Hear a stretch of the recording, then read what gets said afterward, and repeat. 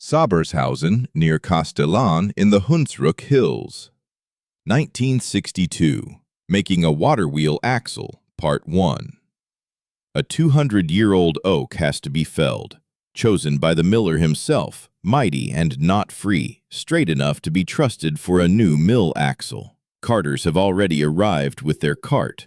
The men set their axes down on the forest floor and take a short break. The miller is here too, and a bottle of Geneva gets passed hand to hand, each man taking a drink, smiling, in no particular hurry despite the size of the job ahead. Then the real cutting begins. The big two-person crosscut saw comes out, placed directly opposite the axe cut already made. Two men take positions on either end and begin the long push-and-pull rhythm that will carry them through the whole thick trunk. They talk as they work, checking their progress out loud. Is the cut running straight toward the notch cut earlier? Good. The cut is good. Where should the tree fall? Distribute the weight properly here. Does it hang heavy to that side? Yes, it does. It will work. As the saw bites deeper, wedges get hammered into the cut alongside the moving blade, not to force the tree over, but simply to stop the whole cut from pinching shut under the trunk's own weight, which presses inward the instant enough wood has been removed. The saw pulls back out. 4 men now stand around the base, discussing the cut, pointing at the angle of the notch, preparing the next stage. Then come the driving wedges, a completely different purpose.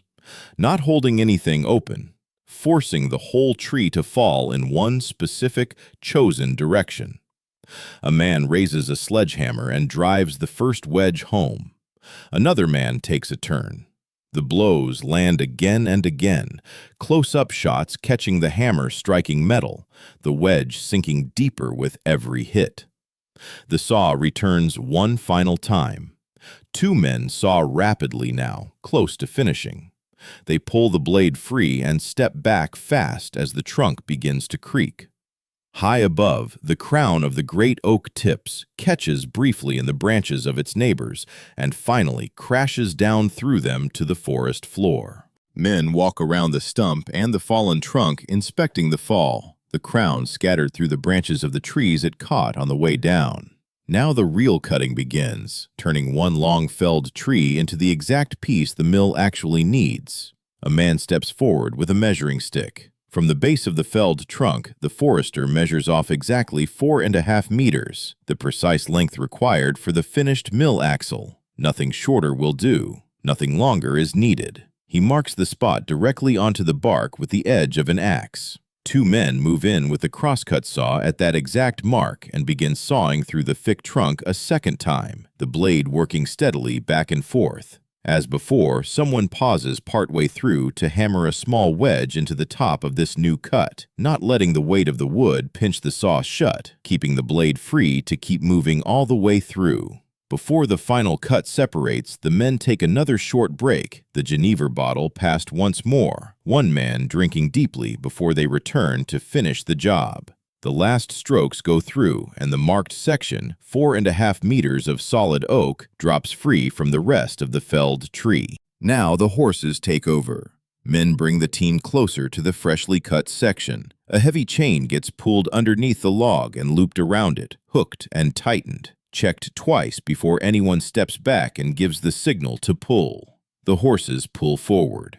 The log doesn't move cleanly. It has caught almost immediately on a buried root, and the horses are worked side to side, sharp jerks left, then right, the man guiding them calling out directions, tearing the trunk free one stubborn inch at a time rather than in one clean pull. Small rollers get thrown under the leading end as it starts to move again. Short lengths of round timber laid flat across the dirt path, easing the drag for the straining horses, letting the massive weight roll instead of grind directly against bare ground, all the way until it reaches the clear dirt road ahead. Out on the forest road, a specific piece of equipment arrives. Men bring it in themselves, a pair of large wooden wheels joined by one long pole. What the farmers of the Fort of Hunsrück call the Stammkarre, the trunk cart, or, in their own words, the devil's cart.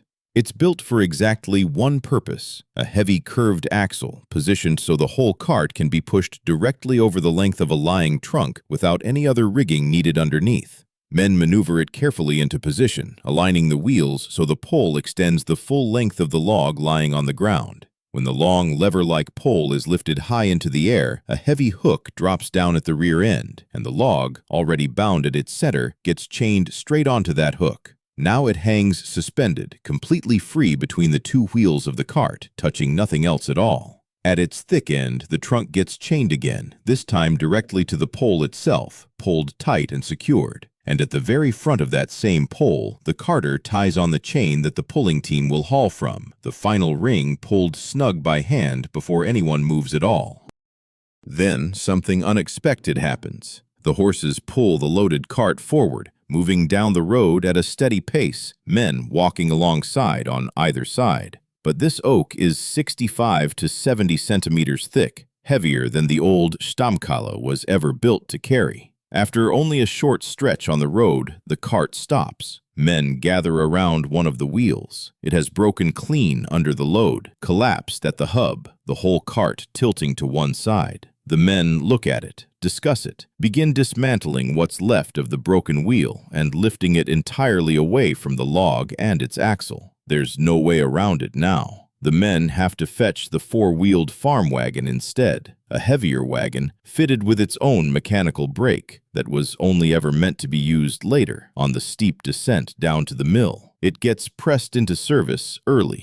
The heavy end goes forward first. Men guide the log, dragging it along the ground until it sits alongside the wagon, which they've deliberately parked down in the roadside ditch, as low to the ground as it can possibly sit to make everything that follows easier. Loading begins. Men pull the vertical stakes off one side of the wagon first. Then the wheels come off entirely on that same side. The rear wheel first, laid flat on the ground, then the front wheel pulled clean off its axle by hand. The axle itself gets lowered until it rests directly on the flat wheel hubs now lying on the ground, the bolts settling exactly into their bushings. Precisely, someone says. Good. Wheel off. Men carry over long, thick wooden poles and lay them against the tilted edge of the wagon bed like a ramp. The stakes on the far side come out too, clearing the path completely. A man arranges a chain across the sloped wagon bed. Instead of the steel cable that would later be wound around the trunk in its own particular way, this crew uses an ordinary pulling chain, the older method, the one they still know by hand. A rope gets thrown across to men waiting on the far side, who catch it and begin arranging the ropes and chains together to haul the log up. Horses are hitched to the ropes on the far side of the wagon now. They pull, and the log begins to roll, slowly, up the pole ramps, men steadying it from both sides as it climbs, until it settles fully onto the tilted wagon bed. Immediately, men put the vertical stakes back into place along the loaded side, locking the log in against them. The ramp poles get pulled away and carried off. Now the wheels have to go back on. Men insert long wooden levers under the axle and lift the entire wagon frame upward. First one side, sliding the freed wheel back onto its axle by hand, pushing it firmly into place, then driving a linchpin into the end of the axle and hammering it fully home to lock the wheel from sliding back off. Then the same process again on the front wheel, on the same side. The men gather for another short break once the loading is finished, the jug passed around again, one man drinking a long pull before handing it on.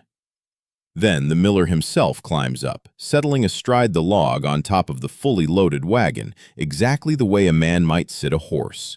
The horses lean into their harness, and the wagon begins to move down the road, men walking alongside on either side. The wagon travels along the paved road for a stretch, then turns off onto a downhill dirt track. Before the road drops steeply down into the stream valley ahead, the wagon stops completely. Everyone knows what's coming. The wagon's ordinary mechanical brake will not be nearly enough for a descent this steep, carrying a load this heavy. So the rear wheels get chained directly to the wagon's frame first, locking them from turning at all. no matter how hard gravity pulls. A man chains an iron brake shoe onto the wheel on the downhill side, its underside studded, designed to bite into the dirt and hold a track rather than slide freely. On the uphill side wheel, a simple chain wrapped through the spokes is enough on its own to lock it solid. With both rear wheels completely immobilized, the wagon starts down the steep, winding forest road. The locked wheels don't roll at all now. They skid, dragging sideways through the dirt, carving a deep groove straight down the slope. A man walks alongside holding a rope, using it as an extra check on the wagon's speed, while the horses hold the weight back step by careful step rather than pulling it forward.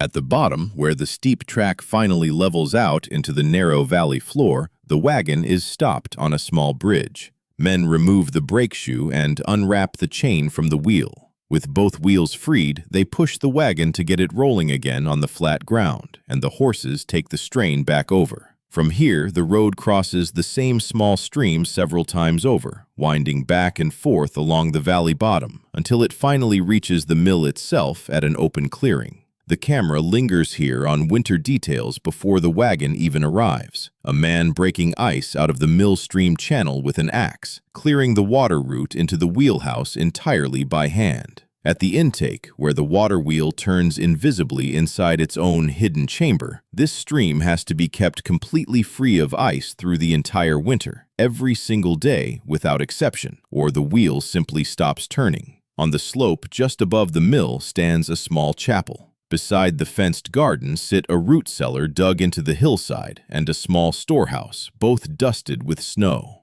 An older woman steps out of a nearby bakehouse and walks down the snowy path as the wagon finally rolls into the yard. Just as the oak trunk was loaded onto the wagon back in the forest, it's unloaded here the same way, in the mill courtyard, levered off with long wooden poles until it rolls free and drops onto wooden supports already laid out and waiting on the ground. The men set down their poles and step back. For a moment, they simply stand there, looking at the delivered oak before turning and walking away. It lies here now, finished with its journey. 200 years of growth, one felled tree, 4.5 meters of trunk measured by hand, a broken wheel, a fetched replacement wagon, and a load dragged down a mountain on locked, skidding wheels through the snow. Now it's ready for the mill master, the man who will take this rough, raw trunk and turn it by hand into the finished axle the entire water wheel depends on. That is a different piece of work entirely, and a different film.